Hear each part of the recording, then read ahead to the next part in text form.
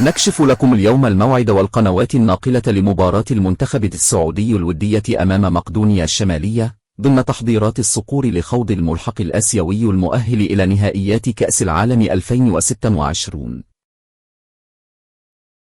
وصلت بعثة المنتخب السعودي مساء الأحد إلى مطار براغ الدولي لإقامة المعسكر الإعدادي خلال فترة التوقف الدولي استعدادا لخوض الملحق الآسيوي المؤهل للمونديال.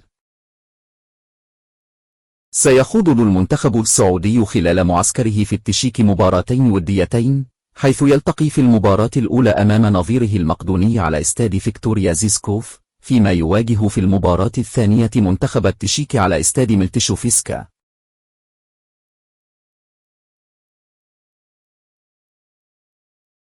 يسعى المنتخب السعودي بقيادة المدرب هيرفي رينارد لتحقيق الاستفادة الكاملة في المباريات الودية واختبار أكثر من تشكيلة لأجل الوقوف على العناصر الأساسية وتحقيق مطالب الجماهير بحسم التاهل للمونديال للمرة الثالثة على التوالي.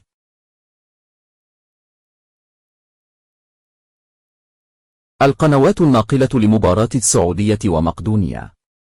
وبنسبة كبيرة ستذاع مباراة المنتخب السعودي الودية أمام مقدونيا الشمالية عبر قنواتنا الرياضية السعودية مباشرة وحصريا، كما حدث في جميع المناسبات السابقة للأخضر السعودي.